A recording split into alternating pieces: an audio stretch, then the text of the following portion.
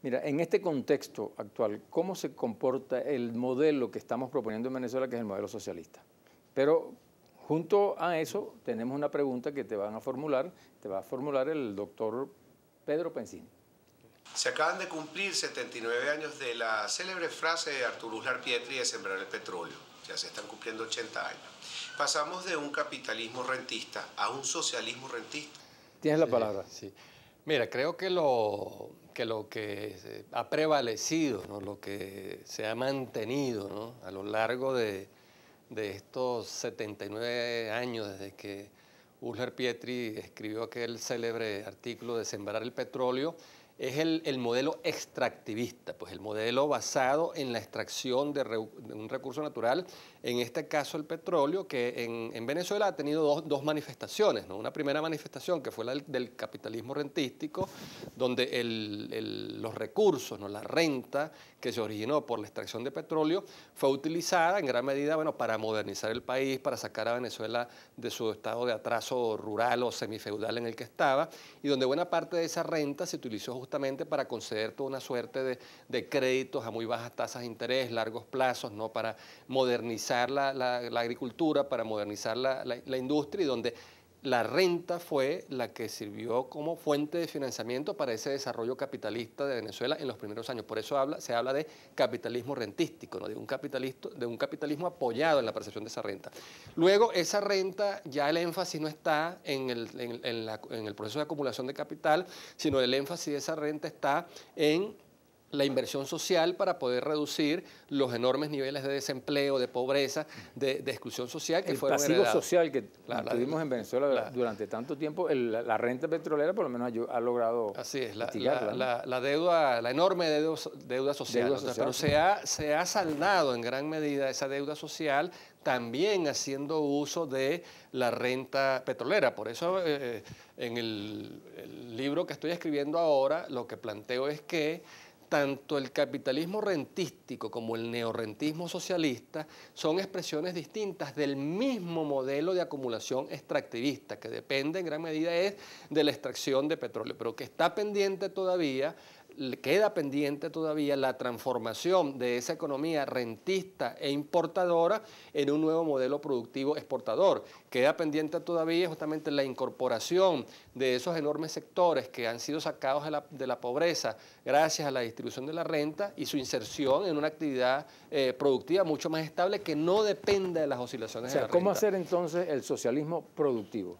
Entonces, ahí está el gran aprendizaje que tenemos de estos años, ¿no? Porque en los últimos 15 años Venezuela disfrutó quizás uno de los auges rentísticos más grandes y más prolongados en toda esa historia como país petrolero, ¿no? Hoy en día, cuando los precios del petróleo han colapsado, cuando la renta petrolera se ha descalabrado, cuando el Estado, el gobierno ya no cuenta con la misma posibilidad de recursos, la misma disponibilidad de recursos, empiezan entonces a aflorar una serie de distorsiones, de problemas, de desajustes que habían quedado así como que disimulados, ¿no? Como camuflados en ese mar de abundancia, ¿no? Y creo que las grandes lecciones que nos deja este último auge rentista, en primer lugar, las distorsiones que genera el anclaje cambiario. O sea, el haber mantenido durante tantos años una tasa de cambio tan baja, como lo explicamos antes, lo que estimuló fue toda una suerte de una clase de importaciones, una luz de importaciones que castigaron y desplazaron la producción nacional, ¿no? Entonces creo que si nosotros queremos efectivamente transformar la economía nacional, ¿no? Diversificar la economía nacional, es allí una primera decisión que tenemos que tomar en materia cambiaria. Y la otra es que debemos tenemos que ahorrar recursos en las épocas de abundancia para poder encarar los tiempos de escasez. Y eso no lo hicimos. No lo hicimos, sí. Entonces, en este caso, ¿cómo proceder? Pues ya tenemos una situación que la que tenemos actualmente, pero entonces, ¿cómo reaccionar ante esta situación? Sí. Creo que hay una serie de cosas que debemos revisar, ¿no? Por ejemplo, En Venezuela se crearon una serie de fondos para utilizar, para poder disponer de la renta petrolera, como fue el caso del Fonden, ¿no? Creo que Fonden en su momento dio los resultados que se esperaban cuando se dio aquel debate sobre el millardito para la agricultura, que se terminó reformando la ley del Banco Central de Venezuela para poder disponer de las reservas internacionales excedentarias.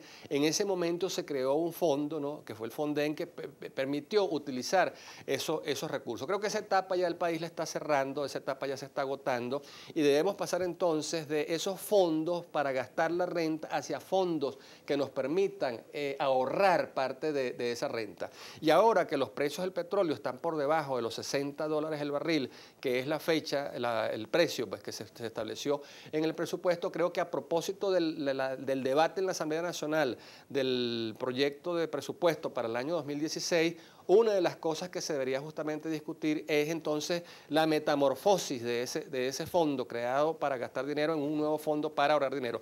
De tal forma que si los precios del petróleo llegasen a recuperarse nuevamente por encima de los $60 el barril, cada dólar adicional sea más bien ahorrado en ese fondo para que esta situación no la volvamos a repetir y a reeditar. Pues esa es una decisión clave. Víctor, nosotros, Venezuela, pues, ha construido, digamos, una cantidad de instituciones a nivel internacional que por supuesto pues son parte de la política internacional que hemos tenido. Entre ellos está Petrocaribe. ¿Qué suerte le ves tú a Petrocaribe en este momento? Sí, igual, no creo que sobre Petrocaribe, a raíz de la caída, ¿no?, de los precios del petróleo, se empezó a plantear la necesidad de revisar los acuerdos, porque creo que esa política de cooperación energética, ¿no?, tan generosa, tan solidaria, que implementó Venezuela, era posible sostenerla única y exclusivamente en un contexto de altísimos precios del petróleo, ¿no? Pero ahora con esta... ¿Tú lo crees que es inviable en este momento?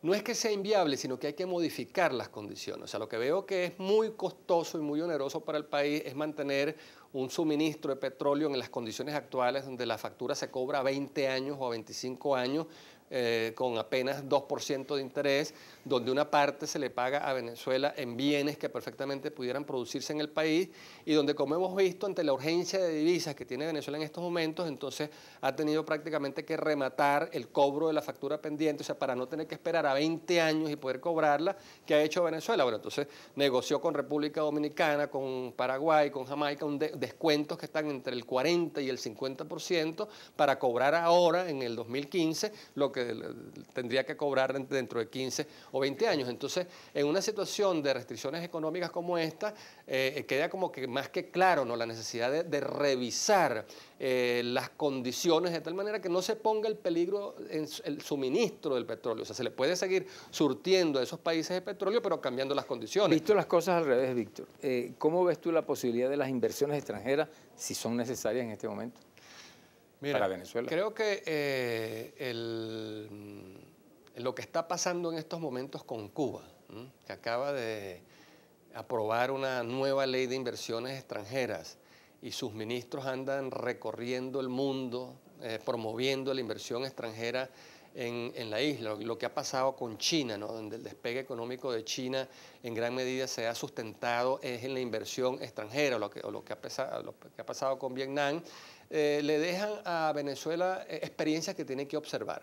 Es decir, un Estado que regule, que controle la inversión extranjera, puede promoverla toda vez que ella siempre vendrá asociada a la transferencia de tecnología, a la asistencia técnica para las pequeñas y medianas empresas del país, a la incorporación de materias primas y de contenido nacional. Entonces, hay quizás en el imaginario de la izquierda, ¿no?, hay como una maldición, ¿no?, en torno a la inversión extranjera, y se le atribuye siempre ser como que el desembargo... ¿Tú las consideras necesarias?